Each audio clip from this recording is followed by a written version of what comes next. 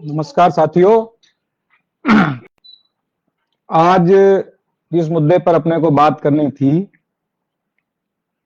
उस मुद्दे में सबसे पहले तो हम ये निवेदन करना चाहते हैं कि एक तो जो साथियों में घबराहट है, हमारे एनपीएस एम्प्लॉइज में जो घबराहट है, सबसे पहला संदेश यही है कि उस घबराहट को आप लोग दूर कीजिए।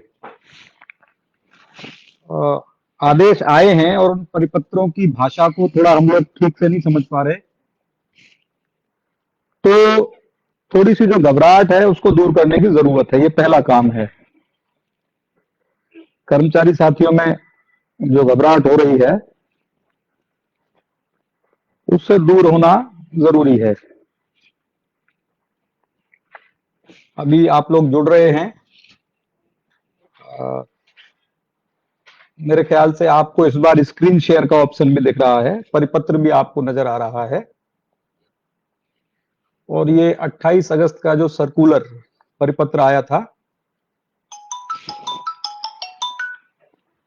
हाँ अध्यक्ष साहब, हम लोग लाइव हो चुके हैं। आप वीडियो व्हाट्सएप कॉल कीजिए, इस बार शेयर हो रहा है, मैं कर रहा हूं। आप ठीक है, वीडियो कॉल करना, मैंने आपको वीडियो कॉल किया, वहीं पे करना ना। तो ये जो परिपत्र की भाषा है, एक तो मुझे कमेंट बॉक्स में ये बता दीजिए कि आपको आवाज क्लियर आ रही है, इस बार कोई कूलर की आवाज, पंखे की आवाज डिस्टर्ब तो नहीं कर रही। नंबर एक बात, आप कमेंट बॉक्स में लिख दीजिए, तो मैं थोड़ा इसको आगे करूं। नमस्ते नमस्ते लक्की सर।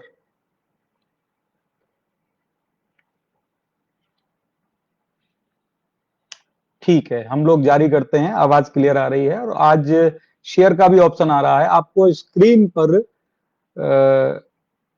आप लोगों ने शेयर भी किया है, 7 शेयर किए, धन्यवाद। और अपने को लगातार शेयर भी करना है और अपन पूरे मुद्दों पर अपन चर्चा करेंगे खुल के। तो ये जो घबराहट हुई, ये घबराहट हुई थी हमारे जो मित्र लोग हैं।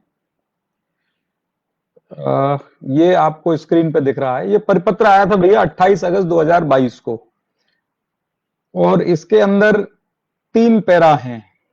तो जो लास्ट के 2 पैरा हैं उनको थोड़ा समझें। पहले तो इसको मैं समझा देता हूं जब तक आप लोग जुड़ रहे हैं। इसका जो लास्ट का पैरा है, ये देखो स्क्रीन पे आपको दिख रहा है। अतः इस परिपत्र के माध्यम से दिनांक 1/1/4 एवं उसके पश्चात नियुक्त कार्मिकों को यह स्पष्ट किया जाता है कि यदि कोई इस परिपत्र के जारी होने के उपरांत उनके द्वारा एनपीएस के अंतर्गत आहरण के लिए आवेदन किया जाता है तो गंभीरता से लिया जाकर राज्य सरकारों के निर्देशों का उल्लंघन माना जाएगा तथा कोई कार्यवाही वगैरह प्रस्तावित करेंगे। तो हमारे कुछ साथी जो हैं एम्प्लॉइज, वो ये समझ रहे हैं कि यह जो है 19/5/22 की डेट के बाद किसी ने विड्रॉ किया है। तो ऐसा नहीं है। 19/5/22 की डेट में जो निकले थे वो थे अधिसूचना। ये देखिए अधिसूचना 19/5/22 को 7 अधिसूचनाएं निकली थी फाइनेंस के वेबसाइट पे, जिनमें से 6 अपने काम की थी और 2 मुख्य थी। ठीक है, वो मेरे पास स्क्रीन पे खुली हुई है, अपन आएंगे उस पे। तो 19/5/22 को निकली थी अधिसूचना, और ये सर्कुलर ये कह रहा है कि इस परिपत्र के माध्यम से अगर कोई, ये परिपत्र की डेट है 28/2022, यानी इस सर्कुलर के जारी होने के बाद, यानी 28 अगस्त 22 के बाद कोई आवेदन करता है तो उसको थोड़ा प्रॉब्लम होगी। तो पहले तो ये स्पष्ट कर लेंगे, 19/5/22 के बाद जिन्होंने निकाल लिया है, जिसमें मैं भी शामिल हूं, उनके ऊपर कोई मामला बनता नहीं है। हाँ, थोड़ा सरकार ने अपनी भाषा थोड़ी सी टफ रखी है, तो ये क्लियर हो गया।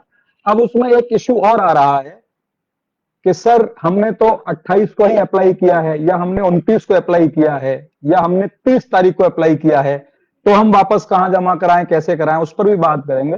मैं समझता हूं कि ये सर्कुलर जो है अखबारों में जो है 30 तारीख को छपा है, तो 2-3 दिन के ऊपर भी कोई कार्रवाई वगैरह होगी नहीं। और कार्रवाई के नाम पर राजस्थान सर्विस रूल्स में ऐसा कोई प्रस्ताव नहीं है कि कुछ भी ये कार्रवाई कर सकें। ये सिर्फ आपको उस पैसे को रोकने के लिए ये इनका सर्कुलर निकला है, थोड़ा कड़े शब्दों में सर्कुलर निकला है। इससे पहले भी 24/8/22 को जीपीएफ डिपार्टमेंट की तरफ से एक चिट्ठी निकली थी, उसमें भी इस बात का हवाला दिया गया है, ये सामने खुली हुई है, क्योंकि बहुत तेजी से बैंक डिटेल अपडेट के माध्यम से जो है पैसा निकाला जा रहा था। तो उसमें भी ये कहा गया था कि भैया ओपीएस लागू कर दिए तो बैंक डिटेल अपडेट करने की जरूरत नहीं है। इसके पीछे की कहानी को हम लोग समझें। कहानी ये है कि जो पैसा है, वो जो पैसा है, वो पैसा कितना है? वो पैसा बहुत ज्यादा है। ये है राजस्थान के 5,68,545 एक्स एनपीएस कार्मिकों का 40,812.15 करोड़ रुपया। मैं समझता हूं ये किसी भी राज्य की जीडीपी से बड़ा फिगर है। 40,812.15 करोड़, लगभग 41,000 करोड़ रुपए। ये किसी भी स्टेट की जीडीपी से बहुत बड़ी संख्या है। और इसमें से हम कितना निकाल सकते हैं, ये भी हम क्लियर कर देते हैं। जब तक आप लोग शेयर कर रहे हैं, जुड़ रहे हैं, साथी जुड़ रहे हैं, फिर अपन नए मुद्दे पे आएंगे। आपके सवाल भी आप कमेंट बॉक्स में लिखेंगे तो वो भी मैं उनके जवाब दूंगा। इसमें से अंश, सरकार का जो अंशदान है वो नहीं निकाल सकते। हमारा जो एम्प्लॉय का अंशदान है उसका 25% निकाल सकते हैं। यानी सरकार का अंशदान और एम्प्लॉय का अंशदान दोनों मिला के यदि 8 रुपए होते हैं तो उसमें से अपन 1 रुपया निकाल सकते हैं। और इसमें जो ये टोटल फिगर है 39,000 करोड़। ये जो डाटा मैं दे रहा हूं आपको, स्क्रीन पे आ रहा है, ये डाटा है 31 मार्च 2022 का। उसके बाद एम्प्लॉयज की संख्या तो वही रही है, उसमें फ्रीज ऑप्शन भी है, जिनके अकाउंट फ्रीज हो गए वो भी इसमें माने गए हैं। लेकिन ये 40,812.15 करोड़ रुपए है, ये 39,000 करोड़ रुपए लगभग हमारा जमा हुआ, उसका रिटर्न मिला के 40,812.15 करोड़ रुपए है। तो ये रिटर्न के साथ ये पैसा रोजाना घट बढ़ रहा है। ये जो आपका पैसा है ये रोजाना बढ़ रहा है और घट रहा है, तो ये फिक्स नहीं है। अब इसमें से ये जो अपना 40,812.15 करोड़ रुपया है, इसमें से हम वापस आते हैं, इसको अपन संवाद के लिए 41,000 करोड़ रुपए मान लेते हैं। तो 4 रुपए आपने अंशदान दिया, 4 रुपए सरकार ने दिया, मान लेते हैं 2 रुपए रिटर्न, मार्केट से रिटर्न मिला, यानी कि टोटल रुपया मिला 10 रुपया। टोटल जो हुआ उस 10 रुपए में से सिर्फ हम लोग 1 रुपया ही निकाल सकते हैं। ये बात भी अपने को समझने की है अपन जब मुद्दे पर आ रहे हैं। तो